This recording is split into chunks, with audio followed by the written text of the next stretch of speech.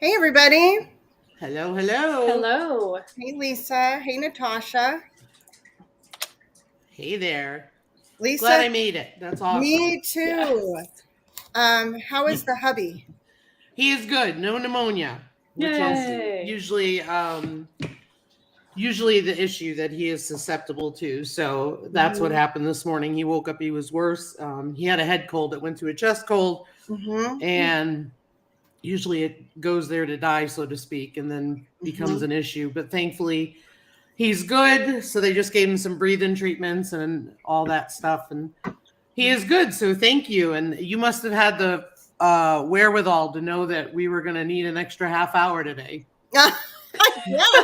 Yes. Because yeah, we left here I think at like 8:45, but thanks Mhm. to small local hospitals, they get you right in, and Yeah. Yeah, it was just waiting for all this stuff. But that's it. We're good. I'm glad we made it because I didn't want to miss Natasha. me too. And I'm glad that he didn't have pneumonia. Me too. Me too. Mm-hmm. So So hopefully they we're sent him home with some good meds to get him fixed up, huh? They gave him a breathing treatment, and then they gave him an inhaler, and then the radiologist was still going to read the X-ray, and he did everything's online now. You know what I mean? Yeah. So you get the results before they even tell you. Mm-hmm. Yes. He had the results in the ER before the doctor told him anything. Mm-hmm. And but he's good. No antibiotics just yet. So Mm-hmm. which is good. Mm-hmm. Awesome. Hey, Milk and Honey. Good to see you all. Thanks, Milk and Honey. And today we've got Natasha with the Budget Preppers joining us. Hello. Hello. Welcome, welcome, Natasha. So Thank happy you. to have you join. Yes. Do you want to take a minute and tell everybody about your channel and your other channel too, and what guided you to start this channel? Yes. So my main channel is Ollie the Monkey, and we started almost 5 years ago in August because Ollie will be turning 5. Oh, And it kind of got to the point where we wanted to share more about like behind the scenes and like what we do on a day-to-day basis, because everybody just kind of thinks that we spend 100% of our time with the monkey's attached, but that's not reality. So there was a lot of things we wanted to share. The garden, and we kind of had done like the monkey in the garden, and we just noticed that people weren't there for that, I guess, if that makes sense. yeah. So I didn't really want to clog up that following with things I wanted to do on the side. I really like canning, dehydrating, freeze drying, gardening, all things, like preserving. And so that's kind of how we came across like starting the second channel. We were like, well, we've already got the filming equipment. We already have the really expensive editing stuff. We already know what we're doing. Why not just create a second channel and see where it goes? So that's kind of how it started. Was we just really didn't want to clog up the other, because they're two different. There's no way to really merge. Yeah. And the monkey's adorable. He is funny. What kind of monkey? He's a squirrel monkey. Gotcha. So not overly large. Nope. He's about 2.5, 3 pounds maybe right now. And he could get a little bigger, but not crazy bigger. And what did you say the name of the channel was? It's Ollie the Monkey, OLLIE. I'm going to make sure I post the link. So with the Budget Preppers channel, and you're apparent, like I hear you on all of the canning, basically all the homesteading stuff, right? Yes, but the only problem is like I'm in town, so I'm like on a small plot, half acre, so I couldn't really go like Natasha's homesteading land or whatever. I had to make it something that kind of encompassed everything that I like to do, but I couldn't do homesteading really because all I can have is chickens. No, honestly, you sound like a homesteader to me. I feel like, so there are urban homesteaders, there are small land homesteaders, and honestly, even homesteaders that have a lot of land, most of the time they're utilizing like an acre or two of it. I'm just speaking from what I've seen in my own personal experience, what we do. And Lisa rocks her acreage that she has. It's amazing. I've watched a lot of Lisa's videos. Mhm. I could definitely be a lot more efficient, quite honestly. Mhm. Well, it comes down to time. Well, yeah, I mean, it's more, it's fencing. Mhm. Keeping You know, things if out. I could get the electric net fencing down there, getting the electric down there is the thing. Mhm. You know, it's one thing to have extension cords all over for heaters in winter. Yep. Mhm. But when you have them draped across very dry land with dry grass, it makes me nervous, so I don't do it. Yeah. Absolutely. Mhm. Yeah. Future project. Hey, everybody. We got some people in the chat here. Hey, Jesse. Lazy Days Ahead with Jesse and Lisa. Good to see you. MT Homestead. Hello, hello. Hey, Barb's Country Home. Hey, everybody. Good to see you Hello. all. Thank you all for coming in. Yeah, thanks for being here. Mhm. I think I got everybody's links up there. Awesome. Thank you, Lisa. So, Natasha, I don't know. You sound like a homesteader to me. That's what I'm going to say. Yeah. And Natasha, homesteading is a state of mind. It's where you're at and what you do with what you have is how I see it. Yeah. This is very true. You don't have to have livestock. You don't have to have all that stuff because it depends on where you're living. Hey, Suburban Hillbilly. Hey there. But I think the reality of it is, you know, there's a lot of people who are in a situation or in a place with limitations and they still do canning, they still do dehydrating, they still grow, you know, container gardens. In fact, there's an Instagram account that I came across, I got connected to when we did the May homesteading channel is Hey Kill It and Grill It is it was called our vertical home. I think it was our vertical homestead. Now it's something different, but they are growing like tons of food on patios. You would not believe the amount of food. That's awesome. It's like so inspirational. Yeah, that's awesome. And I think it's cool for people to see, Natasha, because there's probably more people that live on a half acre or less that try to homestead, that try to do the gardening, try to do the canning and that do all of these things, or that want to, but they think they're limited. So I think it's good for you to share what you do to kind of show that you're not limited. Right. The other big thing is, sorry, there's a gnat flying around. Trying to get my coffee. The other big thing is both my husband and I are medically retired from the military, so we are on fixed income and raising small children. So that is like a big, I guess you would say, factor in how we came up with the Budget Preppers is we're on a budget, like a very tight budget. Yeah. Yeah. I mean, we have a beautiful home and, you know, we just played our cards right 5 years ago. But, you know, nowadays we would not have been able to be in something like this with the way the market is. But we live within our means. And, you know, I think a lot of people can relate to that. And yeah, absolutely. And how you can make things stretch by using what you have. Absolutely. Repurposing things and growing your own food.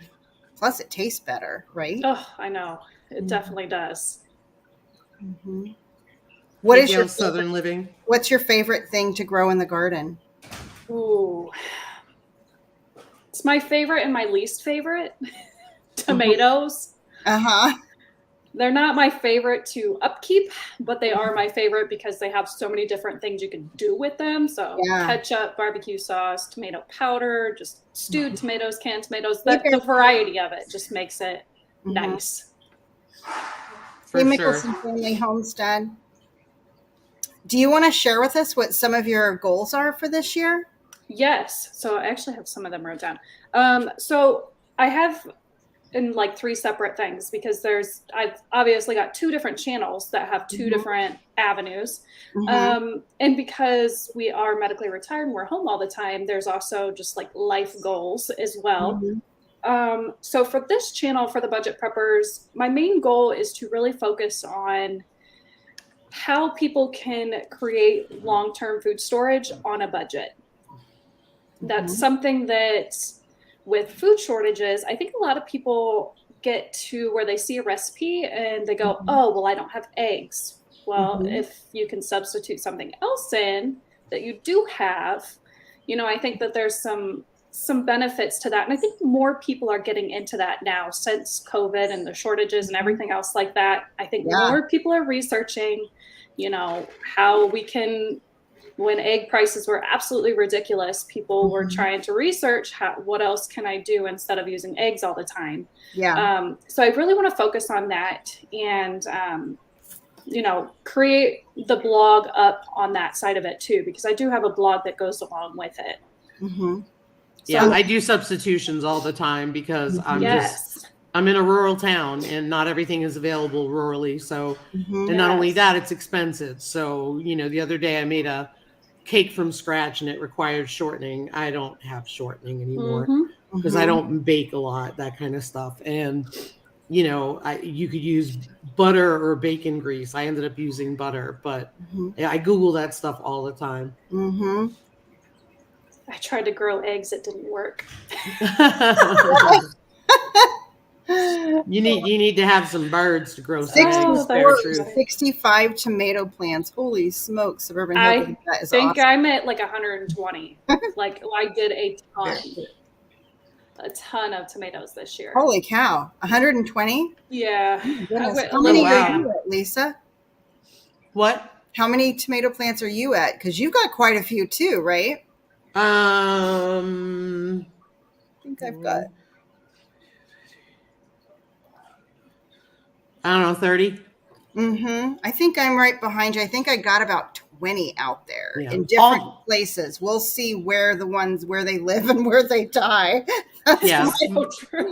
My limitations are they have to fit in the greenhouse, so they're a waste of my time. So there's 21 in the one, and then there's a bunch in the other with some peppers and stuff like that.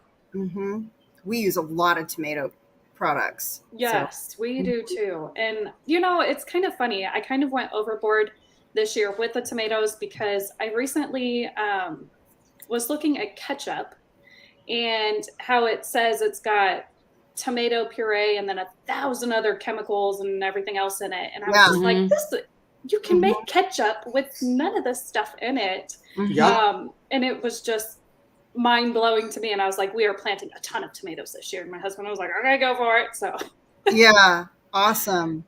What kind are you planting? A little bit of everything, or so we actually got sponsored by Baker's Creek this year. Baker Creek Seeds. Awesome. And they sent us a bunch of seeds, and I was not expecting all of them to actually make it. So we went overboard, but then I was expecting to lose like 30%, which is what I usually lose. But I didn't lose like any of them. So, but there's Romas, there's spoon tomatoes for the monkey. There's the canning tomatoes. There's like 4 or 5 different varieties that we put in this year for paste tomatoes, just depending on what I wanted to do recipe wise.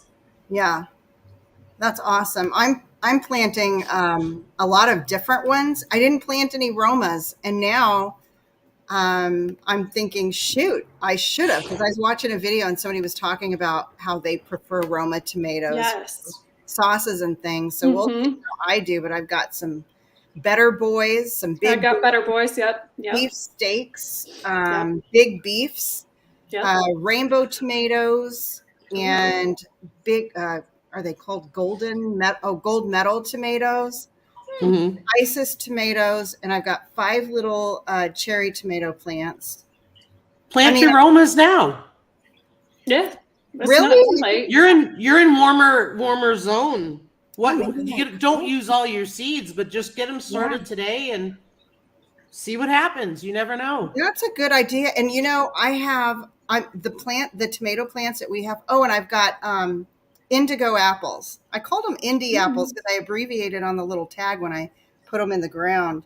But they were actually indigo apples. I think I got those seeds from Joe at Garden State Gardener. But our new land. We'll see how all of those turn out, and I'm hoping they're good for canning. Hey, our new land. Yeah, we've got blossoms on the peppers and on the tomatoes already, which is early for us. Yeah. The weather. Mm-hmm. Yeah, the greenhouse helps us a lot because it holds in the heat and the humidity. Otherwise, we wouldn't have the conditions to grow them. Yeah, that's awesome. You'll have fall tomatoes. Okay. Yep. I'm going to try that because I do have some volunteer tomato plants showing up. My daughter's got volunteer cucumber plants showing up. She went to go pull them when they were littler, and she's like, wait, that smells like, the root smelled like cucumber, which I didn't know that was a thing for cucumbers, but it did.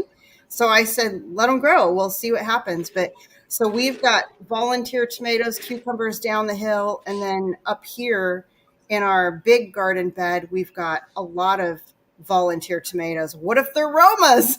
The more the better. The more the better. Exactly. Mhm. Exactly. So I'm just letting them do their thing, and we'll see what happens. And I've been thinking that maybe my soil is needing nitrogen.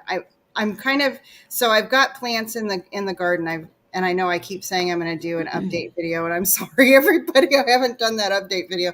I am not very happy with so I tried to amend the soil, and looking at it now, I'm like, oh, I could have done a better job of this. You dig a little deep and it just looks like dirt.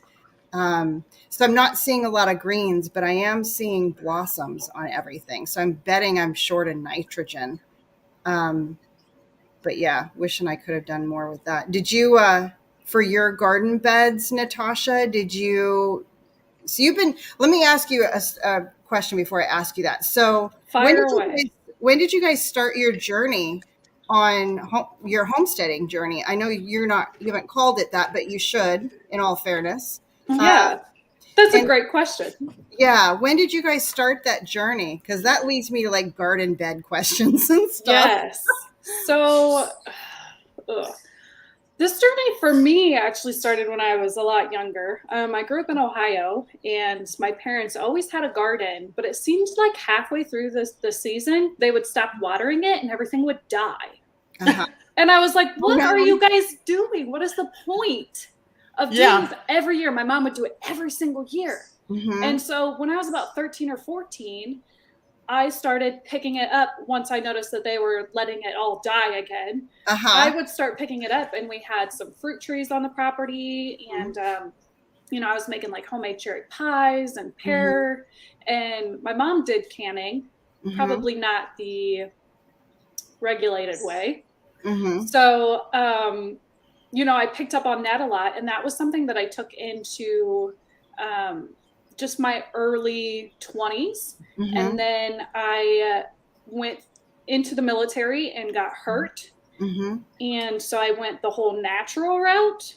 And that's kind of what ramped it up even more, was providing food for myself, excuse me, that didn't have all the chemicals and the preservatives and stuff in it like that, because it was affecting my autoimmune disease a lot. And so I kind of strayed away from all of that. And then once, I met Luke, he had an interest in growing as well. And now we always say that I kill things and he brings them back to life.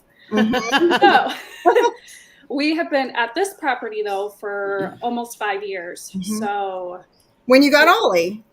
Yes. The timing was about the same. Okay. Awesome. Actually, yesterday was my son's birthday, and we moved here 2 days before I gave birth to my son. Oh, wow. So awesome. It's been 5 years exactly that we've been here. Awesome. Hey, and I want to thank you and your husband for your service too. Thank you. I'm glad to be done. I'm glad we're done. I'll bet. Yes. Well, thank you. Life with Linda and Chuck. All you guys do and all you sacrifice in the process. Absolutely. Yes. Absolutely. Yeah, I've been looking at our garden, and we've had, or for June, we've had more like April and May weather. Today is the first day that it's actually supposed to be almost 80, which is crazy. But it was 91 in Rapid City, which is an hour from us yesterday. And it's sweet spot then. You got yes and no. If we don't get warm, the garden, outdoor gardening, for me, I think I may be done this year. I've been the one who's going to stick to the greenhouses. Yeah, I mean, I've been the one who's pushed Ryan and said, "Come on, we got to do this. We got to do Honestly, this." And your blah, blah, blah. garden It's a looks waste. amazing though, Lisa. It's not, but not everything's growing. You know what I mean? It's like the only thing that's actually growing is potatoes and squash. Mm-hmm. Right? The beans, half of them or 3/4 of them didn't even come up. Mm-hmm. Yeah, mine didn't either. My green beans I planted probably 50 green beans and I got 3 that came up. Wow. Yeah. I was like, well, what the heck? Mm-hmm. Yeah, it was, and I did them in my greenhouse and everything. And yeah, they just did not And what do state well. are you in? North Carolina. Okay. So, I mean, you have a chance to go back and start. I do, and I need to. Again. I need to take my tush outside and get Yeah. them going again. Yeah. Yeah, because you can do that. For us, it's like if they weren't started, waste of time. Right. Oh my goodness, Barb. That's Oh, cool. I know. Texas is ridiculously hot. I was down there in the nick of time, let me tell you, because it was, I think, 91 the days that I was there. And then after that, it was a lot hotter like it has been. Yeah. And it's like, even though their temps are really high, it actually feels like 10 degrees hotter. Oh, Bear Truth is in North Carolina also. Oh, cool. Yeah, it's been up and down and up and down here. So it's been way too hot some days and it just scorches the plants, and then it's been super dry, and now we're getting so much rain, everything is going to get dry rot really quick, or blossom rot really quickly if we're not careful. So yeah, Suburban Hillbilly had the same issue. Yeah, I used bush beans because pole beans just won't make it. Too hot. So what are some other goals? Like, so with your harvest, what are your goals with your harvest this year? This is my first year having a freeze dryer. I bought that at the end of last year. Definitely an investment, but it was one that I knew I would get my money out of. Absolutely. And so far that thing has been running almost every single day. So that is the way you get your money back on that, is to run it constantly. But my goal is to take things, blanch them, and put them straight into the freeze dryer to retain as much of that nutrient as I can, and to eliminate the freezers. Because if grid goes down and freezers go down, a lot of people are going to have a lot of food spoil. Yeah. And some things don't need to be blanched. Right. So that's something to keep in mind, because I know there was a hot debate on some of the freeze drying groups I've belonged to, and I think I'm going to actually exit them because they're a little off the walls. But I don't go to any groups because they were like nuts about weighing food. And I don't do any of that. I am not that picky. And if something doesn't actually seal, it's okay, because I'm preserving everything that I'm going to eat. Exactly. I'm not preserving weird things that are like only for grid down situations. Everything I eat, or we eat, if a batch doesn't get fully dry and I take it out too early, we're going to eat it. Exactly. Natasha, Bear Truth is wondering, if you don't mind sharing, what county you're in. I'm in Lincoln County, which is near Charlotte, about 40-ish minutes from Charlotte. Oh, gotcha. So I have a question for both of you, since you do the freeze drying, because I don't have a freeze dryer. Oh, you got to. I just dehydrate. And I'm wondering, hey, Arizona Highland Homestead, Nick, good to see you. You mentioned, Natasha, about the nutritional value in the food. You blanched it, and then you made the nutritional comment sound. So 2 questions then. One of those is it the blanching that helps retain the nutritional?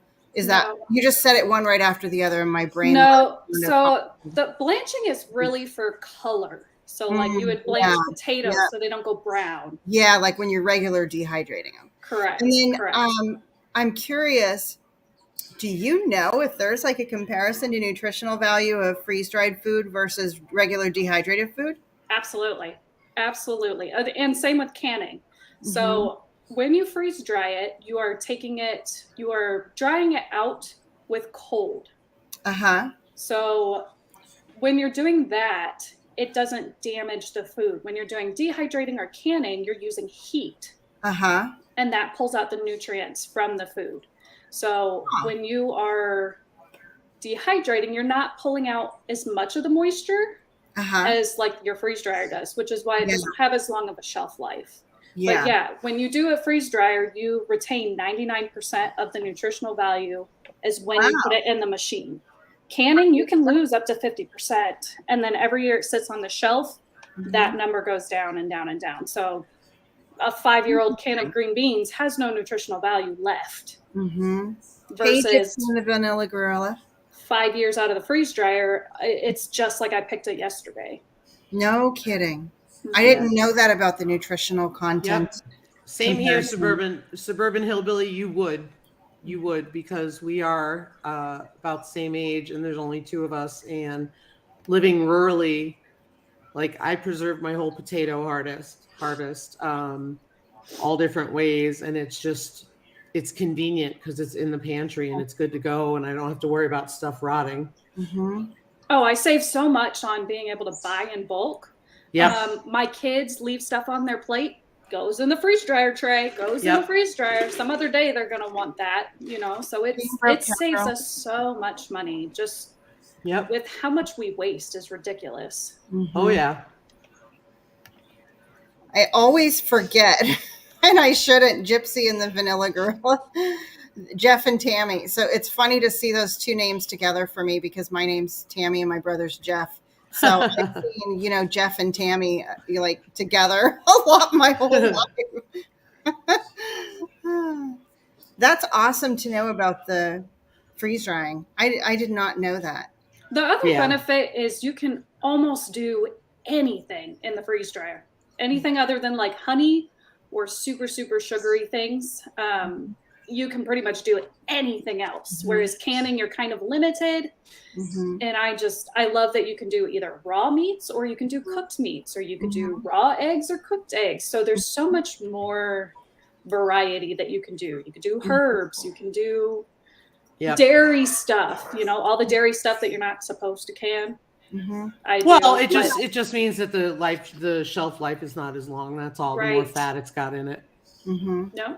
Which is fine, because like we were talking about earlier, I mean, we don't have it. It's usually all used within a year anyway. Yep. And replaced. Right. Used and replaced. One of the things that I had, I'd stocked up on a lot of canned foods. I didn't do a lot of canning. That's something that I'm working on this year. Like I've done jellies and jams, things. But I haven't done other canning. And that's one of the things that I'm doing this year, because in my, preparedness lifestyle, if you will, like we would buy canned foods. And now I'm realizing our canned foods, as you rotate your pantry, I'm realizing our canned foods, like, I don't know, I guess when I first started, just making sure that that FEMA says everybody should have food for 3 months, right? Like, I think that's the last time I checked. So I've been making sure that we had plenty of food for our what used to be a large family in the house when the kids were all smaller. And now, as I got older, the canned foods are just not a good plan for me, because they're so high in salt. And I know a lot of people they want to stock up on food. They buy a lot of canned foods. They buy a lot of packaged products, and they don't realize how unhealthy all that stuff is. Maybe until, they've been doing it for years and they age with the process and start to realize, oh, this isn't a good plan. So that's one of the things I'm trying to focus on, is dehydrating and canning a lot more than I did before, especially now that we have water. I can dehydrate and not have to worry about rehydrating it. And that's one of the things when I've had to do the freeze drying, and I've done like canned items. That's when you notice how much sodium is in everything, because it is just, no matter how much water you add, it tastes 3 times saltier than when you first freeze dried it. Yes. It's horrible. Yeah. I was convinced there was a little gnome or something jumping in there and throwing salt in there, because I was like, what is going on? It is disgusting. Hang on. I'm going to go to your question in just a second, Bare Truth. But Barb's Country Home said dehydrating food retains food's original nutritional value. It takes some of it out. Because of the heat. From what I understand, because of the heat. Yeah, the heat is what destroys it. Yeah. I know when I dehydrate my sourdough, that I have to do it on 90 degrees. So real low heat. Living foods low, yes. So I Yeah. actually eat a mostly plant-based diet. I was completely vegan for like 5 years. So I have done a lot of like dehydrating on the super low settings to keep the nutritional value as much as I could in the foods. So yeah, I think it's under 115 for dehydrating to keep the nutritional value as low as possible. Yeah, to keep as much in the food as possible. Yeah. Yes, is 115 or below is living. Good to know, because I'm typically running mine at about 135. That's unless it's the sourdough. But now that you told me that, I think I might change it up. We have another freeze drying question. Well, hold on a minute. I know that a lot of people will dehydrate sourdough and will not use a dehydrator because of the heat destroying the enzymes. Interesting. Even at 90 degrees, because that's what I read was 90 degrees. Yep. And for me, for the freeze drying, if you take any regular salt item, like a packaged item, like enchilada sauce out of the can and stuff like that, it's a lot saltier when it comes out. So you have to choose low sodium. And yes, you can freeze dry things with flour in it, such as gravy. Mater gravy. He's got a video on Mater gravy. Yeah, it's just the more oil and the more fat in the in it.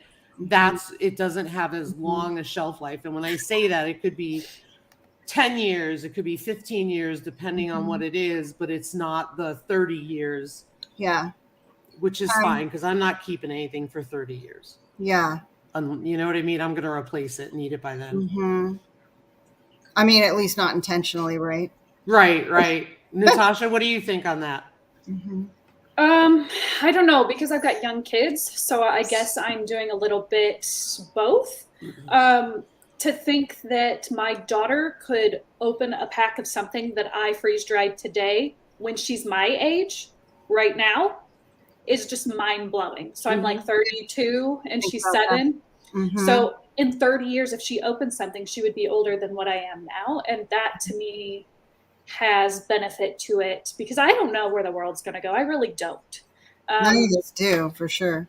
But for her to know and understand the process of not just running to the grocery store, relying on the grocery store to, we have farmers that we get stuff from, and, the local markets, and we grow as much as we can. And she helps out, and that I think is more value to it for the younger generation. So we kind of do both. We eat what we grow, and we grow what we eat, and we preserve what we eat.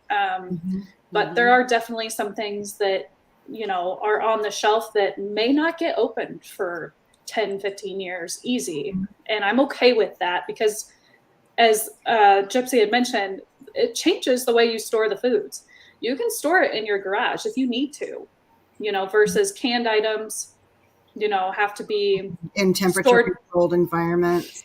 Right. Like I have so much food just in like big totes, and they're super light. Yep. You just doop and stack them on top of each other. And that's something that you can't do, with other preserving methods. So there is benefit to it in that sense as well. Yeah. Yep. Any foods that you think taste worst? Just pickles. They're super salty. And that's just because you're taking all the moisture out of it. And so there's nothing to kind of counteract that. But the only thing we've done that's worse is pickles. Everything else has been as we expected. Oh, we have a couple I want to go back to sourdough. 110 or higher. He said, actually, I think the limit's 106. Yeah, I don't dehydrate it, but I know the people that I do know who do it, they just spread it out on a sheet and let it dry. Yeah, interesting. Maybe I'll do a comparison and dehydrate it both ways and see if there's a difference in how you rehydrate them and how they work. That would be an interesting experiment. Hey, Not Homestead, good to see you. I think that's one of the great things. Everybody does things differently. Yeah, it is for sure. Okay, we had a question from Bear Truth, and I know what it is, but I'm going to post it anyways. So I'm not taking that claim to fame. Me neither. Water bath canning with jellies and jams. This might be Natasha's win. Yeah, she probably is. I do a lot of everything, and I've dabbled in a lot of everything. I've definitely dabbled in a lot of Rebel canning, the breads, the cream cheese, the sour cream, jams, jellies, meats. I pretty much, if you could put it in a jar and put it in a canner, I've probably done it at some point in my life. Did you say you put bread in a jar? Oh yeah, I've got some cornbread. You want to see it? I'll grab a jar. Oh my goodness. That's awesome. I would need a harvest to can, so. I know, Lisa. That's me too. Although, you know, if I can hit up, so there's farmers markets you can go to. Yep. You know, everybody knows that, but they're expensive. I mean, maybe not so much, and rightly so. And I'm not saying. So I've done little ones, and then I've done like a whole. And this was done. They're not dated because I'm really bad at dating. But this was a couple years ago that I did this. Wow. But that is awesome. Yeah. So I've pretty much. You have a video on that? I don't, and that's why I started the channel. Is because. Yes, I've done butters. I've done, I mean, there's so much shenaniganness in that room that it's ridiculous. So that is awesome. If, what do you think is like one of the more unusual things that you dehydrate other than bread that aren't real common? Probably cream cheese. I think a lot of people get scared with the dairy stuff, which is understandable, but it's not meant to. It's not meant to store for like 5-6 years like people think. It's more so get me through the winter. You know, back like the ancestors did. It was more of on a rotational base. So, Bare Truth, I have her link pinned in the chat, so you should be able to see it right at the top for the budget preppers. Let's see. Dehydrated liquids tend to not rehydrate as well as air dried. Yeah, I'll post that. So freeze-dried liquids tend to not rehydrate as easily as air-dried. I don't know. I've done a lot of like bone broth. I freeze-dried bone broth, and we haven't had any problem with that reconstituting at all. What I like about the freeze-dried, and I don't have a freeze dryer. I just learned this from Lisa. What I like is that Lisa mentioned it takes less water than when you dehydrate. So anybody who's living in like a dry, arid climate, that or maybe we hauled our water where we lived before. Oof. So bless your soul. Oof. It was something, but a lot of people do that. It's just a way of life. So you have a cistern. It's underground. Some people have them above the ground and they paint them black. But I always said, you know what, we were still better off than people that were on city water, because when the water shut off, their water shut off. If we lost power, we could still run the water pump essentially. And we always kept our cistern at a minimum of 2,000 gallons. It was a 2,500 gallon tank. So we would fill it up every 500 gallons. It was just a routine that we did. So we'd still have 2,000 gallons to manage. And I could also tell you exactly how many gallons of water that we would use within that period of time. I had an idea of how much we used per week. So it's kind of nice in that regard, like you really know how to conserve water when you haul water. Let me tell you. Yeah. I can imagine. Bare Truth, the link is right above your comment. Lazy Days Ahead has it. Yeah. And I mean, dehydrated and freeze-dried food. I mean, anything that picks up, any kind of moisture. Moisture is bad. Yep. Yeah, it runs the risk of rotting. Yeah. I love to make fruit roll-ups in the dehydrator for the baby. And I love that they eat them, and then they want to eat, and I have to remind them, hey, that's fruit. If you eat too much, you're going to have to go poop. Yes. It's not just candy. Yes. My kids are really bad with freeze-dried fruit. So I also do Thrive Life as well. Even though I have a freeze dryer, I think it's always great to have backup. You do what? What did you say that was? Thrive Life is a freeze-dried food company. Oh, okay. So I order through them every month. And my kids, the other day, I had the freeze-dried apples and gave them each a little bowl of them. And I come back out and the entire canister is gone. Oh, my goodness. Y'all, Okay, well, Better than chips. it's in It your is. system now. Nothing I can do. Yep, that's right. But yeah, they demolished a whole can of those, a whole pantry can. Oh my god. And it's good for them. So that's the wonderful part, right? It's good for Yeah. them. And the Yep. grandbabies love it. But those dehydrated fruit roll-ups. So Mhm. when I got a jar that has a vacuum sealer because I had a Yes. vacuum sealer kind of thing.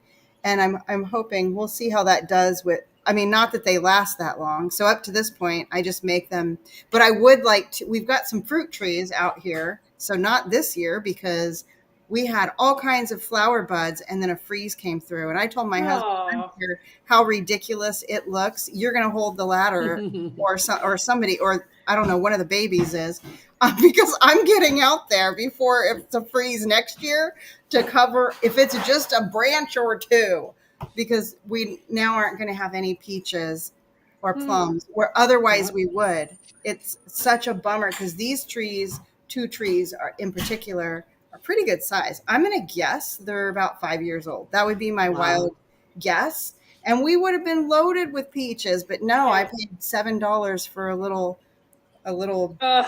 of 6 small peaches at the farmer's market because I'm really trying to buy organic Yeah. and ditch Right. pesticides from our diet, you know? So anyway, yeah, I love to make those and we'll see how they do in like a jar or, you know, something like that. If I can get them to last long enough. I was hoping I'd be making a ton this year, but that's not happening. Right. Oh, looks like Bear Truth's going to email you. Perfect. Perfect. Mm-hmm. That's nice. Yes. Suburban Hillbilly said, "Oh Lord, I hope they drank a lot of water that day." They do. My kids are great with that. They are very well, we homeschool, so I also get to control all of that as well too. So Mm-hmm. they have not tried the apple cinnamon ones. I almost don't want to buy them because I'm pretty sure they will always prefer those and I will never get around those. And I'm pretty sure those, if I'm not mistaken, those are like a seasonal one that Thrive Life does, is the apple cinnamon. I'm sure I could make my own. Hey, Life in the Piedmont. Sure could. Mm-hmm. Dehydrating herbs, peppers, apples. Absolutely. Oh my goodness. Yes. And any fruits that you have that you feel like, oh shoot, these need to be eaten. These are going to go bad. I will, before they go bad, turn them into a fruit roll up or just stick them in the dehydrator, including bananas. I've got bananas in my dehydrator right now. My 18-year-old son loves them. I got the bananas for a whole bag for $1.99. They said that they were too rotten. They're yes. perfect. Wow. I was about ready to say that. That is how you save money. Yep. Yes. When they go, because they'll go on sale when they get too ripe and you can just load up on them. So Gail, I have a video, but I actually videoed myself doing it, but I haven't edited it out yet. It's super easy. And I mean, it's really easy. Thanks for Take care, Life in the Piedmont. We did that like right on cue. I know. That's Tina.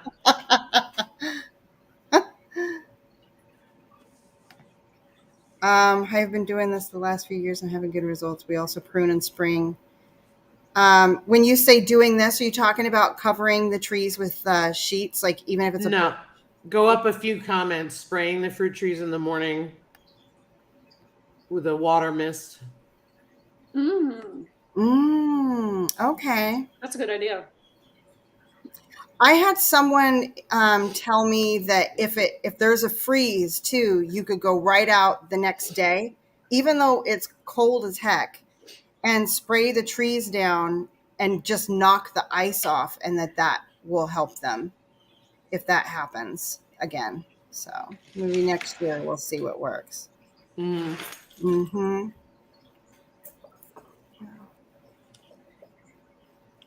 So with your goals, Natasha, so in your garden, I know you were sponsored by Baker's Creek, which is awesome. I didn't even know they did that. That's really cool. Yeah, you just have to reach out. A lot of it is just doing the legwork on your end, reaching out to people, reaching out to companies, saying. this is what I've got going on. Here's my link. If you've got a media kit, send your media kit with him. You know, a lot of it is just you reach. I spend probably an hour a day just reaching out for both of my channels just to see. You never know.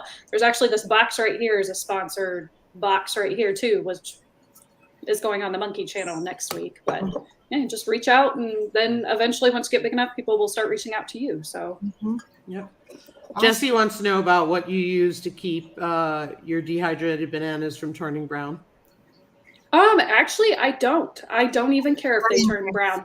They get ate before it even matters, to be honest. Yep. So I got picky little toddlers that if they looked funny, they wouldn't eat them. So I will, lemon juice. Yep, slice them up, and then I have lemon juice, and I might put like a little bit of stevia or a tiny bit of sugar in there. I know, but it's, you know, it is what it is. So anyways, and then I'll put them in that, and then I take them out and put them on the tray. But the lemon juice keeps them from turning brown. Probably And citric acid would as well. Right. Totally. Like I said, we skip that part for those because my son eats them like candy. Really? So you guys just go out in the morning and spray your fruit trees, like the whole fruit tree down. Awesome. I will be trying that. I guess it's a little late for this year, but lemon juice and water. I put about, so when I have like a blender full, I'll put about 3 tablespoons maybe of lemon juice. And you don't need that much, but I like that much because I like them tart. And the same thing for fruit roll-ups. I feel like that, I'm talking fruit roll-ups anyways. Okay, blender full of fruit of your fruit. And then 3 tablespoons of lemon juice because you want them tart. That's one of the things about fruit roll-ups that makes them taste so good. With the bananas, I don't use that much. I'm getting myself all confused. Yes, true. So you want to tell us about some of the other budget shortcuts or things that you find, or I know there's a lot, but any that you think that are like the most valuable takeaways for people? Get off social media. If I'm being completely honest, I personally do not have Instagram. I do not have Facebook because I am very much like, oh, that looks like a good product, so I'm going to go buy it. You don't need it. Yeah. You know, the ads really get me. So I had to pull myself away from that. You know, and it's the same for like homeschooling. You could go and buy a $800 curriculum, or you can spend a little bit of extra time and make your own curriculum, go to the library, utilize other things. You know, it's a lot of just, we never buy clothes. We get them secondhand. You know, it's a lot of little shortcuts that we do that helps us to be able to, one, maintain a nice house and, you know, live the way that we do, but without going and spending gobs and gobs of money on. Yeah. When I homeschooled my daughters when they were younger, I went on they were older. So I homeschooled them from 2nd grade up until high school because I gave them a chance to go to high school. They really wanted to do that. I tried to put my daughter into a junior high, just the oldest one, and quickly pulled her back out and said, no, you can wait till high school. These guys are still figuring stuff out over here. Right. So then when they were in high school, they were more mature, you know, and then one of them said, you know what, Mom, just let me take my GED. So she just took her GED when she was technically in the 10th grade, and then she could start taking some college courses online. That's how my eldest son did it. In the 10th grade, we pulled him out. We said, just go get your GED. You're not focused, but you're smart. Yeah. Right. And just pulling that peer pressure out of it. Within 6 months, he had his GED, and he's about to leave for the Air Force. I mean, and he wouldn't have even been graduated yet. So it's crazy. Now, for them, when they were older, I went on eBay. Honestly, that's where I got I liked the Abeka books for them. They were like Christian-based homeschool books.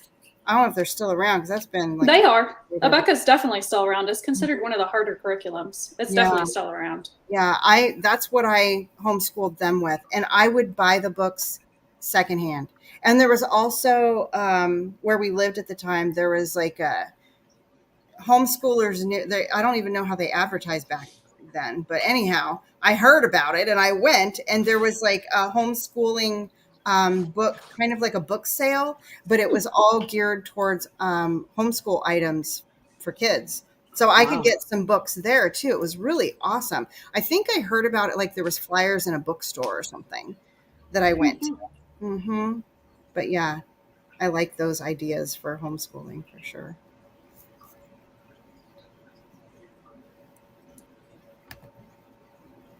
Applesauce. I have used applesauce to make fruit roll-ups, milk and honey. Mm-hmm. Yep. Those turn out good, actually. As a matter of fact, there's some things like I've done blackberries, and you've got to have apples with blackberries. Yeah, those would be pretty tart. Yeah, I tried it without, and not only that, but they're actually difficult to get rolled up. Like they're on the parchment, to get them off the parchment paper. It's almost like it needed to have a better binder. And I think the apples are a better binder. Whoops. I just put it in the chat. Okay. It's very simple. It's just thebudgetpreppers@gmail.com. Mm-hmm. Or the monkey one. It doesn't matter. They both go to my phone in the same inbox. Okay. Great advice, Jeff. Thanks you for sharing that. Mm-hmm. Yeah, we'll see how our peaches go this next year.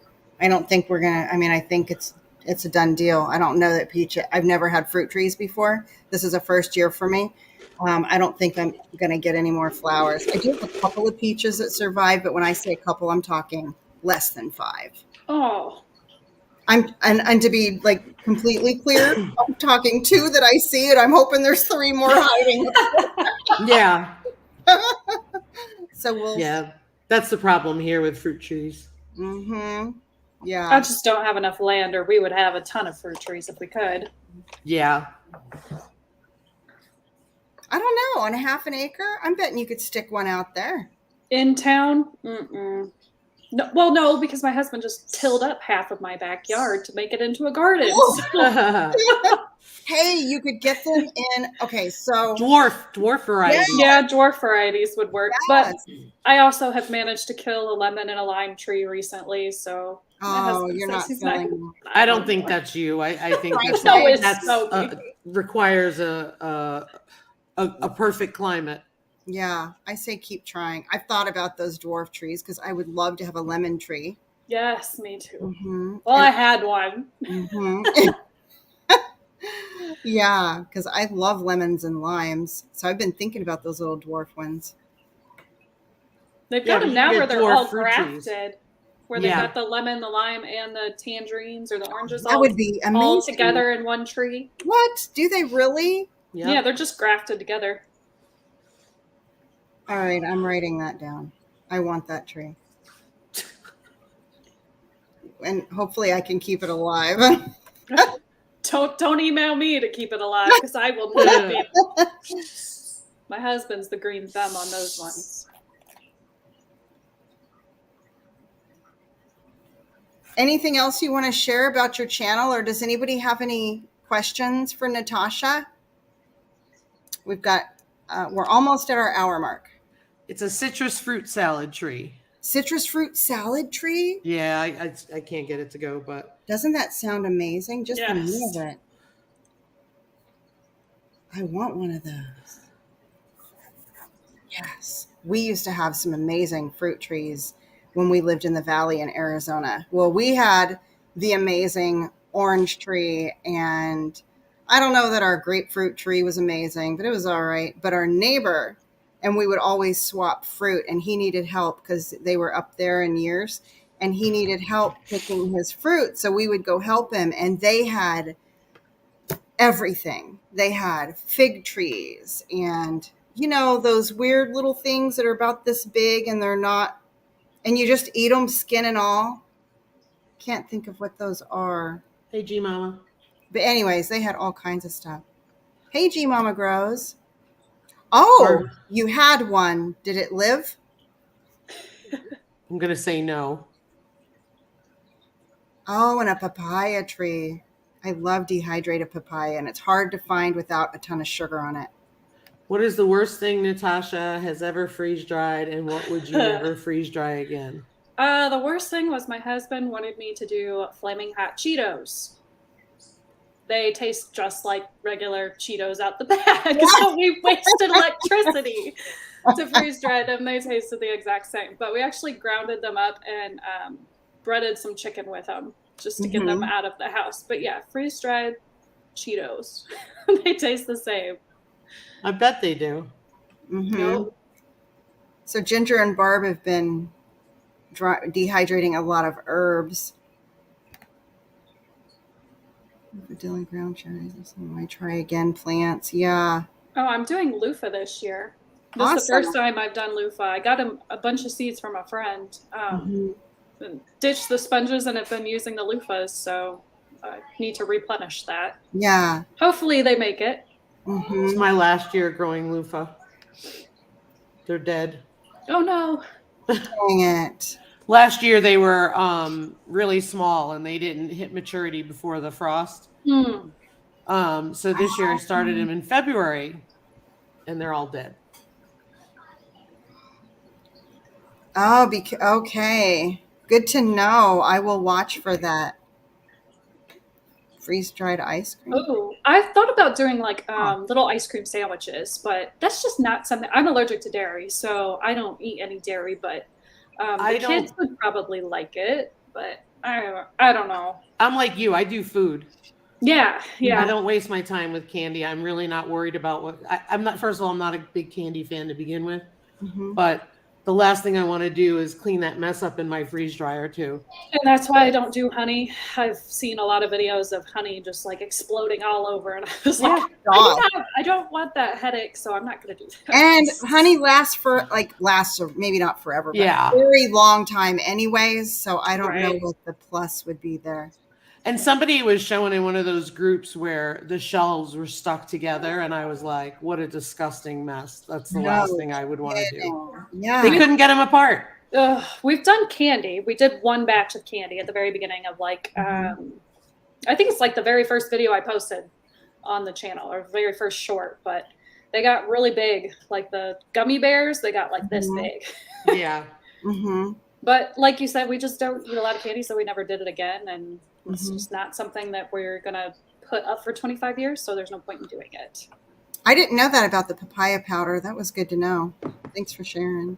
So Gail's doing loofah, 3rd year for loofah for her. You're not sneaky. Sorry. Oh my gosh. Suburban Hillbilly had a successful. I'm jealous. Wow. I didn't try that this year. I was worried. So yeah, I'm going to try it next year. I do regular marshmallows, and they're good. They don't even have to be colored. They're good. I haven't tried that. Yeah, the mini marshmallows, you just throw them in there, and those are good. I'll have to try that. These ones would like it for Lucky Charms. Yes. That's what it tastes like. Huh. Yeah. They would like that. The kids would love them. They would. Maybe too much. And baking soda sprinkled on meat. Oh. Good to know. Yeah, I've heard of that. Anybody have any other questions for Natasha? Yeah, and if you think of something afterwards, you can always email me. Like get the email straight to my phone. So yeah, this is awesome. Thank you so much for coming on today. I've enjoyed chatting with you. Thank you. I hope everybody would go check out her channel, The Budget Preppers. I have that pinned in the chat.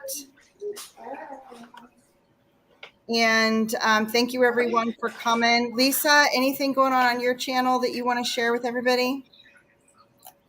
No, it's just we're just really behind with being sick and everything like that. So Gail, I hope your mom's okay. yeah, I hope your mom's okay, Gail. Yeah, just Ryan's, like I said, sick. We talked about that earlier, and then I've been dealing with it. So hopefully soon we'll get something going on. But Natasha, it was great. I'm glad that I could be here, and it was great to see you. Yeah. Yes, absolutely. Anything you want to share about happenings on your channels? I have my jam video going up for the Kettle's Kitchen collaboration going up on Thursday. I need to film that video. Me too. Today. Like today. I'm actually going to do garlic jam. Interesting. So I figured I wanted to do something that nobody else has done or that is very different. So that's what we are going to hash out in the kitchen with this one later today. Awesome.